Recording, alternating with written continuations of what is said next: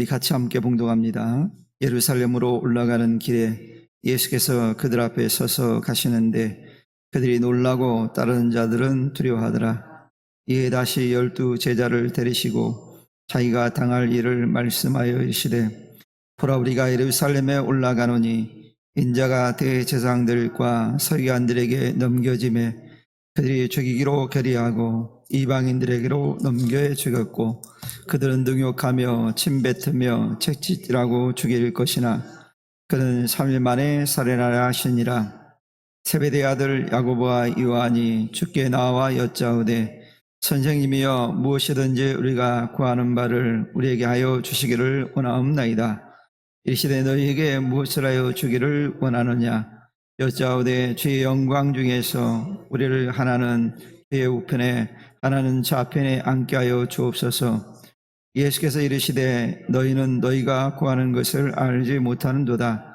내가 마시는 잔을 너희가 마실 수 있으며 내가 받는 세례를 너희가 받을 수 있느냐? 그들이 말하되 할 수 있나이다. 예수께서 이르시되 너희는 내가 마시는 잔을 마시며 내가 받는 세례를 받으려니와 내 좌우편에 앉는 것은 내가 줄 것이 아니라 누구를 위하여 준비되었든지 그들이 얻을 것이니라.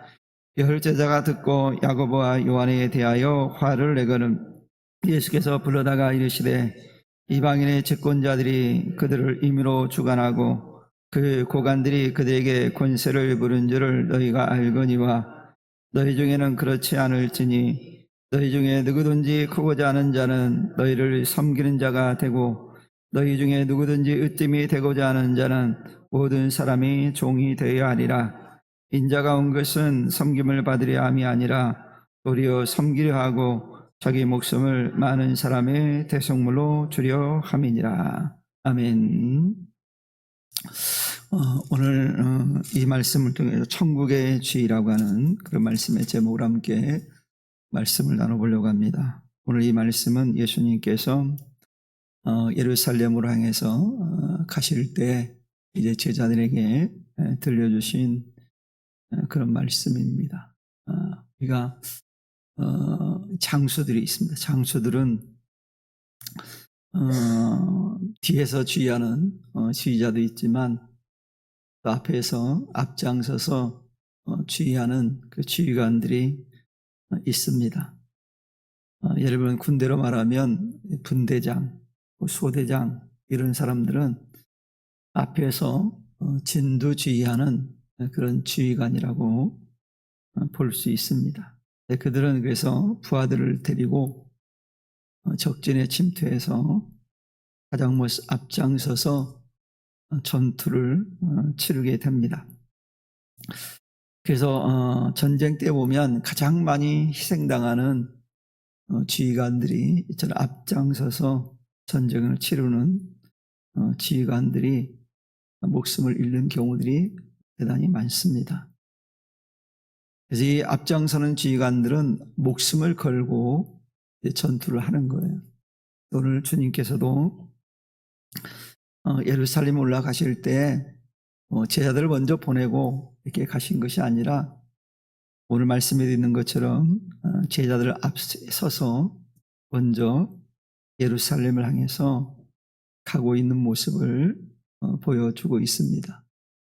이 예루살렘에 향한 길은 무엇이 예정되어 있냐면 주님의 십자가의 고난이 예정된 길이기 때문에 피하고 싶은 길일 겁니다. 그러나 예수님은 어떻게 했습니까? 예수님은 예루살렘 올라가는 길을 가실 때 억지로 간 것이 아니라 스스로 가신 길이었다는 것을 잘 보여주는 모습이 오늘 본문의 모습을 통해서도 보여주고 있습니다. 스스로 제자들 앞에 서서 먼저 예루살렘을 향해서 걸어가는 그런 모습을 보게 되어집니다. 우리 예수님께서는 당신이 예루살렘에 가서 자신에게 어떤 일이 일어날 것인가에 대해서 너무 정확하게 알고 계셨습니다. 주님께서 그런 일들에 대해서 이렇게 말씀하죠. 인자가 대제사장들과 서기관들에게 넘기우매 저희가 죽이기로 결단하고 이방인들에게 넘겨주겠고 그들은 능욕하며 침뱉으며 채찍질하고 죽일 것이다 라고 주님께서 말씀을 하고 있습니다. 예루살렘에서 일어날 일들에 대해서 너무 정확하게 주님은 알고 계셨습니다. 고난의 길이라는 거, 죽음의 길이라는 거, 사람들에게 조롱당하는 길이라는 거, 채찍당하는 길이라는 거, 십자가에 못 박히는 길이라는 걸 주님은 이미 알고 계셨습니다. 그리고 결국에는 죽을 것이라고 하는 것을 주님이 너무 잘 알고 있었습니다. 이처럼 주님은 자신에게나 일어난 일들에 대해서 너무 명확하게 알고 계셨고 그 길이 죽음의 길이라는 걸 알면서도 그 길을 기꺼이 가신 분이 우리가 믿는 예수님이십니다. 근데 왜 이 길을 굳이 가셔야만 했을까요? 그 이유는 45절에도 말씀하고 있는 것처럼 우리를 위해서 그렇게 하신 거거든요. 사실 예수님께서 예루살렘으로 올라가시는 길은 제자들에게 있어서는 정말 놀라운 일이고 초정자들에게 있어서는 두려운 일이거든요. 그런데도 불구하고 예수님께서는 그 예루살렘에 가는 길을 적극적으로 앞장서서 올라가셨다는 얘기입니다. 우리가 위험한 길을 걸어갈 때 고난의 길을 알면서 그 길을 용기 내서 걸어간다는 건 쉽지가 않거든요. 예를 들면 지도자는 자기 밑에 있는 사람들에게 모범을 보여야 되잖아요. 그래서 그것이 위험한 길이라 할지라도 먼저 시범을 보여야 되거든요. 그러면 우리가 생각할 때 그래서 저 사람들은 늘 하던 거니까 두려움이 없겠지. 절대 그렇지 않습니다. 어떤 사람이 나와서 얘기하는데 자기도 두렵다 그러더라고요. 나도 저것이 얼마나 힘들지 알기 때문에 사실 거기를 간다는 게 두려운 일이다. 하지만 내가 모범을 보여야 되기 때문에 그 위험한 길을 알면서도 간다. 그런 얘기를 한 걸 들은 적이 있습니다. 예를 들어서 소방관이라는 직업은 매우 위험한 직업입니다. 왜냐하면 불길에 휩싸인 사람들을 구원하기 위해서는 그 길을 들어가야 되거든요. 근데 목숨을 걸지 않으면 들어가기가 어렵거든요. 지금 소방 장비가 많이 좋아져서 그나마 다행이지만 과거에는 그렇지 않았거든요. 과거에는 장갑도 목장갑 끼고 갔다는 거예요. 근데 여러분 목장갑이 얼마나 위험한 거 아시죠? 지금은 방수장갑을 끼고 많이 좋아졌지만 예전에는 그런 게 없었어요. 여러분 소방관이 되면 일단 화상을 각오하고 가야 되잖아요. 불길에 뛰어들잖아요. 그런데 거기에 보면은 가장 앞장선 사람들이 누구냐면 팀장들이거든요. 팀장들이 앞장서서 불에 뛰어드는 거예요. 그럼 두려움이 없어서 뛰어드는 걸까요? 아니에요. 자기들 두렵다고 그러더라고요. 트라우마도 있다고 그러더라고요. 그런데도 해야 되는 일이기 때문에 뛰어드는 거예요. 즉 위험하다는 걸 알면서도 뛰어드는 모습을 보게 되어집니다. 바로 예수님이 어떻게 보면 그 길을 그렇게 걸어가신 거예요. 예루살렘 올라가면 잡혀서 고난당하시고 채찍질 당하시고 결국 죽을 거라는 걸 너무 잘 알고 계심에도 주님께서 앞장서서 그 길을 가졌다는 거예요. 그 예수님께서 그렇게 말씀하잖아요. 오늘 본문에 자신의 목숨을 많은 사람의 대속물로 주려 합니다. 이렇게 말씀하시거든요. 그리고 자신이 그런 죽음을 통해 많은 사람들이 구원을 받을 것이라고 하시면서 자신에게 부여된 사명의 길을 하신 분이 주님이십니다. 사명이기 때문에 가는 거예요. 소방관이 불기둥에 뛰어드는 것은 그들의 사명이기 때문에 뛰어드는 거예요. 가고 싶지 않겠죠. 누가 불기둥으로 들어가고 싶겠습니까? 사명이기 때문에 가는 거거든요. 그래서 예루살렘으로 어떻게 보면 올라가는 길은 어둡기만 한 그런 길처럼 보이지만 그 뒤에 있을 또 다른 길이 있거든요. 보여지는 것은 사실 배신, 능욕, 침뱉음, 채찍질, 죽음 이런 것들이 기다리고 있지만 동시에 무엇이 오늘 주님께서 말씀한 것처럼 무엇이 보장되어 있습니까? 그 건너편에는 부활이라고 하는, 다시 살아난다고 하는 부활이 기다리고 있다는 거예요. 주님은 그것까지도 알고 계신 거예요. 이 고난의 길을 뒤에는 부활이라고 하는 영광이 있기 때문에 주님께 기꺼이 그 길을 걸어가셨다는 얘기입니다. 우리가 신앙생활한 이유가 뭡니까? 우리는 천국 시민으로서 우리가 이 땅 삶으로 끝나는 것이 아니라 천국 백성, 천국이 보장되어 있기 때문에 묵묵히 이 길을 걸어가거든요. 그게 보장이 없다면 즐거운 마음으로 믿음 생활을 할 수 없겠죠. 근데 보장되어 있기 때문에 즐거운 마음으로 믿음 생활을 하는 거예요. 그러나 중요한 것은 그럼에도 불구하고 현재 당하는 고난의 길이라는 것은 쉽지가 않는 거예요. 그래서 주님의 고난의 길은 십자가의 고난이라고 하는 그 엄청난 고난을 통해서 많은 사람들을 구원하기 위한 하나님의 완벽한 계획 가운데 하나인 거예요. 그걸 통하지 않고는 구원을 받을 수 없는 거죠. 그래서 바울이 훗날 그런 얘기 하잖아요. 자기는 십자가 외에는 자랑할 것이 없다.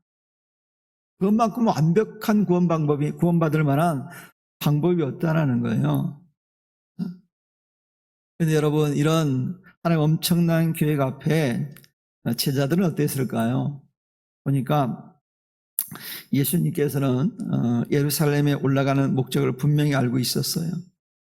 그래서 그 길을 가고 계셨는데 예수님의 제자인 야고보, 요한을 비롯한 다른 제자들은 아마 다른 생각을 품고 있었던 것 같아요.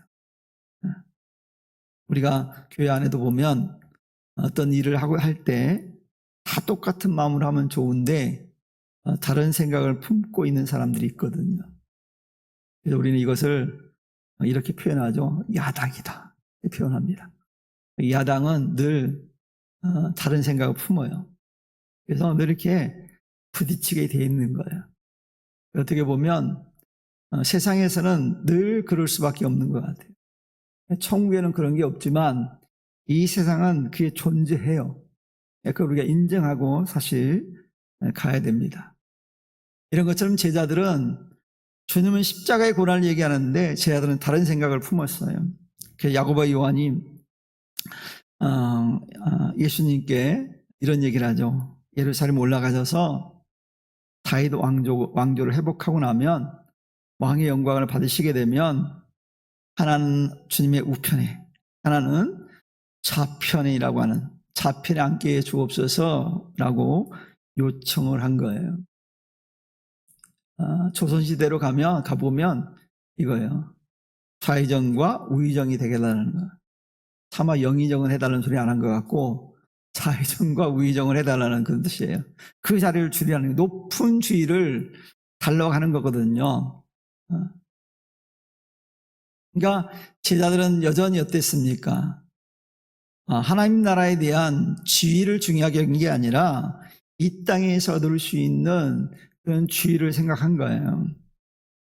그래서 그런 요청을 한 거거든요. 이 부분에 대해서 마태복음에서는 야고보와 요한의 어머니가 청한 것으로 되어 있는데 우리가 어머니를 통해 청한 것도 그들이 청한 것과 마찬가지겠죠. 왜냐하면 그들이 어머니에게 늘 그런 얘기 했을지 모르거든요. 이처럼 야고보와 요한의 높아지는 소원은 그들만의 소원이 사실 아니었거든요. 다른 제자들 역시도 그런 생각을 품고 있었어요. 또 어떻게 알 수 있습니까? 이런 사실을 어떻게 알 수 있냐면 다른 제자들이요, 야고보와 요한의 이야기를 듣고 난 다음에 그들에게 분노했거든요. 먼저 우리가 했어야 되는데 선점하지 못한 것에 대한 안타까움 때문에 다른 제자들이 분노를 표현해요. 이걸 통해서 다른 제자들 역시도 다른 생각, 주님과는 다른 생각을 품고 있었다는 걸 알 수 있어요. 모든 제자들이 이런 생각을 하고 있었다라는 거예요. 마가복음 9장에도 보면 제자들이 모여서 무엇 때문에 다퉜냐면 주님의 나라가 임했을 때 과연 누가 영의정이 될 것이고 좌의정이 될 것이고 우의정이 될 것인가에 대해서 매우 말다툼이 심하게 있었거든요. 그래서 제가 이 부분을 보면서 왜 아까도 말씀 조선시대로 말해 영의정을 요구하지 않았을까라고 생각해 볼 때 영의정 자리는 따는 사람이 있다고 생각했던 것 같아요. 누구죠? 베드로는 그 예수님이 그래도 제일 아끼니까 베드로는 이미 영의정 자리는 분명히 베드로가 가져갈 거야 라고 했기 때문에 야고보와 요한이 적어도 그래도 좌의정과 우의정은 우리 자리가 아닐까. 왜? 늘 주님께서 자기들을 같이 베드로와 함께 데려가셨거든요. 그런 생각을 충분히 그랬을 것 같지 않습니까?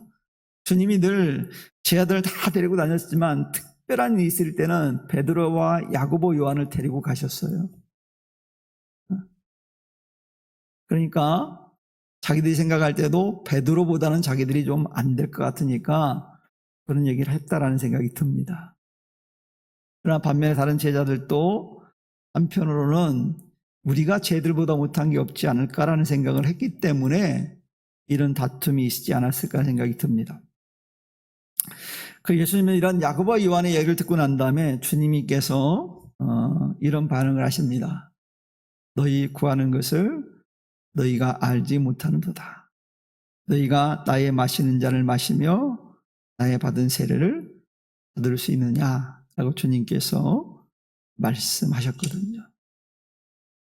그러니까 제 아들이 요구는 했지만 너희들이 구하는 것이 진짜 무엇인지에 대해서 알지 못한다라고 주님 말씀하시면서 주님께서 그 자리에 대해서 말씀해 주신다. 이렇게 말씀합니다. 하나님께서 준비하신 대로 부어지게 될 것이다. 즉 그것은 내 고난이 아니니 기다려봐라. 이 말씀하시는 거예요. 그래서 야고보와 요한은 고난을 통과하지 않고 영광에 이르려 했기 때문에 예수님께서 그들을 향해서 또 제자들을 향해서 잔과 세례에 대해서 말씀해 주거든요. 이 잔이라고 하는 것은 그리고 세례라고 하는 것은 한마디로 뭘 상징하냐면 고난을 상징하거든요. 너희들이 고난을 받을 수 있느냐. 그러니까 주님께서 가시는 길은 고난의 자리라는 것을 얘기하고 있는 거예요. 즉 죽음을 상징하고 있는 거예요. 즉 주님께서는 제자들에게 너희들이 나와 함께 죽음의 자리에 함께 갈 수 있어야 된다는 것을 강조한 말씀이거든요. 이 주님의 말씀처럼 훗날 제자들이 다시 그 길을 가거든요. 근데 오늘 본문에서는 그들이 깨닫지 못하지만 훗날 그들이 부활하신 예수님 만나고 성령 체험하고 난 다음에는 그들이 그 길을 걸어갑니다. 기꺼이 죽음의 길을 가거든요. 이거 우리가 잘 알고 있듯이 사도 가운데 야고보는 가장 먼저 순교를 당하거든요. 죽음으로써 주님이 걸어갔던 길을 따라간 인물이 돼요. 그 대부분 제자들이 전부 다 순교를 당하거든요. 그러니까 죽기까지 주님을 따라간 거예요. 주님이 말씀하신 것처럼 그의 고난을 제자들 다 감당했던 것을 보게 되어집니다. 오늘 주님께서는 그래서 제자들이 그 말씀을 하시면서 결국은 너희들도 그 길을 가게 될 것이란 얘기죠. 그리고 예수님께서는 자신을 십자가에 죽기까지 낮아짐으로써 더할 나위 없이 높은 곳으로 높아지시는 길을 주님이 가십니다. 그래서 영광에 이르는 길은 고난이 있다는 걸 알 수 있어요. 야고보와 요한은 이것도 모르고 사실 처음에는 예수님의 잔과 세례를 받을 수 있다고 했거든요. 이 당시 이 얘기를 할 때는 알아서 한 게 아니에요. 그러나 그들이 고백한 대로 훗날 하나님 나라를 위한 고난을 당할 것이기 때문에 고난과 죽음의 잔을 마시고 고난과 죽음의 세례를 받는 것이 맞다고 할 수 있습니다. 지금 당장은 아니지만 틀린 말이 아니에요. 그래서 하나님은 우리의 고백을 다 듣고 있거든요. 그러니까 우리가 잘 고백을 해야 됩니다. 하나님이 우리의 고백을 다 알고 계세요. 우리는 잊어버려도 하나님은 알고 계시거든요. 어느 순간 딱 하나님께 깨닫게 하는 경우가 있잖아요. 나는 잊고 살다가 몇 년 동안 잊고 살았는데 원래 하나님께서 내게 깨닫게 하실 때가 있어요. 야, 너 20년 전에 그 얘기 하지 않았니? 또 5년 전에 그 얘기 하지 않았니? 또 3년 전에 나의 그런 고백하지 않았느냐? 라고 주님께서 우리를 깨닫게 하는 경우가 있거든요. 아마 제자들은 성령을 체험하면서 그들이 깨달았을 거야. 야, 우리가 주님께 그때 그렇게 얘기했는데 그런 마음이 생기네 라고 그들은 깨달았을 거예요. 그래서 훗날 죽음의 자리까지 기꺼이 그들이 가셨음을 보게 되어집니다. 하지만 오늘 이 본문에 기록될 당시에는 제대로 알고 대답한 건 아니에요. 그러면 주님이 그걸 몰랐을까요? 주님은 알고 계셨을 뿐만 아니라 그래서 또한 그들의 수준에 맞춰서 주님이 응답하시고 수용하시고 또 말씀해 주신 거예요. 사실 제자들의 관심은 온리 왕궁과 보좌였거든요. 주님의 세워질 왕궁, 그리고 자신들이 누릴 보좌.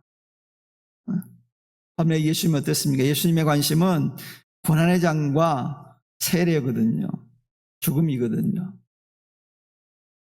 제자들의 관심은 영광이지만 예수님의 관심은 고난과 죽음에 지금 관심을 두고 있다는 거예요. 왜요?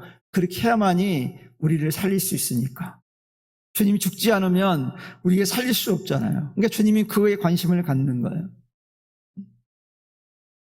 그리고 주님께서는 이 말씀을 하시고 난 다음에 크고자 하는 제자들에게 천국에서 크게 되는 비결에 대해서 말씀해 줍니다. 천국에 높아지는 길은 이 세상 집권자들의 길과 정반대 길이라는 거예요. 그래서 우리가 신앙인들은 세상과 역행하면 다른 신앙을 살아갈 수 있어요. 세상 시류에 따라가면 바른 신앙생활이 안 되는데 세상과 역행하면 바른 신앙생활을 할 수 있어요. 세상이 다 그럴지라도 말씀이 그렇다면 나 그렇게 살겠습니다라고 고백하고 그게 살면 바른 믿음의 삶을 살아가요. 근데 믿음이 흔들리는 이유는 뭐냐면 세상 시류가 다 그렇게 되니까 모든 사람들이 다 그렇게 살아가니까 그냥 무척하지 이렇게 되면 바른 영적 삶을 살아갈 수 없거든요. 그래서 천국에 높아지는 길은 세상의 권력자들과는 좀 다른 길을 가는 겁니다. 이 세상 집권자들은 어떻습니까? 세상을 마음대로 주관하고 권세를 부리는 길을 가고자 합니다. 그래서 권력을 얻기를 막 노력하잖아요. 세상의 권력은 그래서 권력이 잡게 되어지면 자기 반대편을 다 제거하는 거예요. 그래야 자기가 살거든요. 그래서 이걸 잘하면 권력을 가지고 지배를 하지만 이걸 못하면 쫓겨날 수도 있어요. 우리가 예전에 보면 조선시대나 고려시대 때 보면 왕들이 쫓겨날 때도 있었어요. 그거 아시죠? 왕들이 쫓겨났어요. 오늘날 말하면 탄핵을 당해가지고 쫓겨날 때가 있었어요. 왜 그런지 아세요? 강력하게 지배를 못하니까.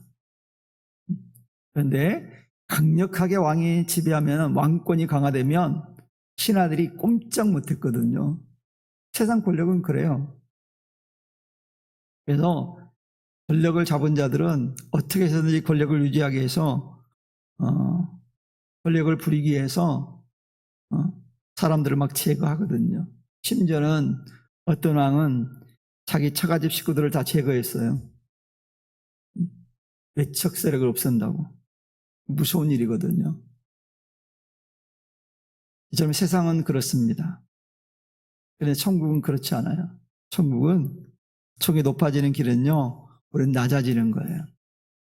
그래서 천국에서는 섬기는 자가 가장 크고 으뜸이 된다라고 말씀하고 있어요. 그럼 오늘날 신앙인들의 적용은 뭡니까? 하나님께서 가장 귀하게 여기는 성도, 하나님께서 충성되게 여기는 성도, 하나님께 귀하게 가장 값지게 여기는 성도 누굴까요? 섬기는 자예요. 그래서 사실 이런 주님의 말씀은요, 천국에서 섬기는 자가 가장 크다고 하시는 으뜸이 되는 자, 천국에서 으뜸이 되려면 낮아져야 된다는 이 말씀은요, 당시 집권자들의 통념과 제자리의 고정관념에 철퇴를 내리는 교훈이거든요. 그렇지 않습니까? 자기들이 생각할 때 어떤 높은 지위가 영광을 얻는다고 생각했는데 주님은 그게 영광이 아니라고 말씀하니까 예수님 그렇기 때문에 오늘 말씀을 통해서 권세자들의 세대의 밭을 갈아엎으신 거예요.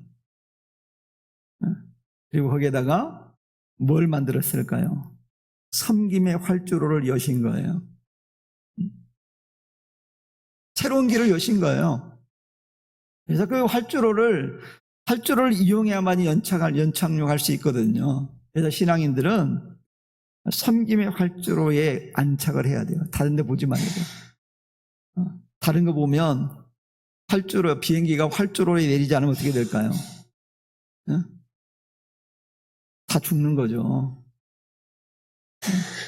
그렇기 때문에 신앙인들은 섬김의 자리를 삼아야 됩니다. 그러면서 예수님께서 자신을 섬김의 모델로 제시하셨어요. 오늘 45절에 말씀하잖아요. 인자가 온 것은 섬김을 받으려 함이 아니래요. 마땅히 섬김을 받으실 예수님께서 말씀하시기를 나는 섬김을 받으려 함이 아니라 도리어 섬기려 하고 자기 목숨을 많은 사람들의 대속물로 주려 하기 위해서 왔다라고 말씀하잖아요. 여러분, 대속물은요, 당시 대속물은 노예나 이 포로 죄수들을 석방할 때 지불하는 돈이거든요. 즉 속전이에요. 속전. 대신 돈을 내고 노예 해방시켜주고 포로를 풀어주고 죄수를 풀어주는 거예요. 값을 지불하는 거예요. 오늘날만 법원에 보석금을 내는 거예요. 보석금을. 이 보석금은 주님의 보석금은 완벽한 거잖아요. 이걸 대속물이라고 하거든요. 대신 예수님께서 피 흘려서 값을 지불한 거예요. 값이 지불됐기 때문에 이미 우리는 자유를 얻게 되는 거예요. 그래서 진리를 알지 진리가 너희를 자유롭게 하리라고 말씀한 거예요. 그러니 예수님께서 자신의 목숨을 걸고 우리를 석방시켜 준 거예요. 그래서 예수님께서는 이제 자신의 목숨을 대로 석방하셨는데 이 예수님의 모습에 대해서 이사야 선지자가 이사 53장을 통해서 잘 예언해 주고 있어요. 그래서 이 이사 53장을 보면 예수님을 고난의 종으로 설명하고 있거든요. 근데 그 고난이 누구 때문인가 라고 하는 걸 설명하잖아요. 우리의 허물과 우리의 죄악 때문이라고. 그 채찍을 맞음을 통해서 나음을 얻었다라고 말씀하거든요. 철저히 주님께서 고난당하심은 우리 때문이라고 성경은 말씀하고 있어요. 그리고 예수님께서 섬김을 받으러 온 것이 아니라 섬기러 오셨다고 할 때 주님께 그냥 해본 소리가 아니잖아요. 왜냐하면 주님께서 죽기까지 하나님의 뜻에 따라서 복종하셨을 뿐만 아니라 죽기까지 사람들을 섬겨주셨잖아요. 그러나 우리는 어때요? 오늘 제자들의 모습 속에도 알 수 있듯이 주님은 십자가의 대속을 말씀하고 있는데 제자들은 여전히 무엇 생각합니까? 높은 자리를 기대하잖아요. 여러분, 주님의 말씀을 잘 알고 있는 우리는요, 가장 교묘하게 안 그런 척 하면서 자기 자신의 철옹성을 매일 단단하게 가지고 있는 경우가 많거든요. 이런 우리가 항상 목숨을 버려 섬기신 주님의 모델을 본받으면 얼마나 좋겠습니까? 이것만큼 주님이 우리에게 기대하는 모습이 없거든요. 만약 이 땅의 모든 이들이 주님과 같은 마음으로 이 세상을 살아간다면 이 세상은 어떻게 바뀔까요? 많이 달라질 겁니다. 교회 공동체도 이런 마음을 소유하고 살아간다면 우리 교회 공동체가 얼마나 달라지겠습니까? 그리고 희망적이지 않겠어요? 서로를 섬긴다면. 그래서 천국의 지위를 얻기 위해서 높은 자리가 아니라 낮아지는 자리에 있을 때 천국의 지위를 얻게 될 것이라고 분명히 오늘 말씀하고 있어요. 이런 은혜가 우리 성도님들 가운데 임하기를 축원합니다. 이런 은혜가 있어야 돼요. 천국의 지위를 얻기를 원한다면 낮아지고 섬겨야 돼요. 그러면 이 사회도 변하고 우리 믿음의 공동체도 달라질 거예요. 그리고 진정한 제자의 도는요, 세상의 구원을 위해서 자기를 부인하고 자기 십자가를 지는 모험을 해야만 합니다. 이 모험이거든요, 사실이요. 그래서 자기를 부인하는 모험, 자기 십자가를 지는 모험, 자기를 낮은 자리에 봉사를 할 때 진정한 제자의 삶을 살 수 있거든요. 철저히 낮아질 때 제자로서의 삶을 살아갈 수 있어요. 주님은 계속 우리에게 낮아지라고 말씀하고 있거든요. 그러니 여러분, 우리가 천국에서 여러분들이 진정한 높은 지위를 원한다면 어떻게 해야 된다고? 지금부터라도 우리가 낮은 자리에 내려가야 돼요. 낮은 자리에 내려가면 주님이 우리를 그 자리에서 높여주실 거예요. 성경에 보면 주님께서 잔치집에 가서 상석에 앉지 말래잖아요. 그래서 제일 말석에 앉아 있으면 그 사람이 상석에 앉을 만한 그런 지위를 가진 사람이라면 주인이 와서 옮기라고 그래. 상석으로 높여준대잖아요. 우리가 낮은 자리에 있을 때 주님이 우리를 그렇게 하신다는 거예요. 주님이 높여주신다는 거예요. 그러면 사랑하는 성도 여러분, 우리 부평상사의 모든 성도들은 천국에서 높은 지위를 얻기를 축원합니다. 이런 은혜가 오늘 이 자리에 있는 우리 모두에게 임할 수 있기를 주님의 이름으로 간절히 축원합니다. 기도합니다. 하나님 아버지 감사합니다.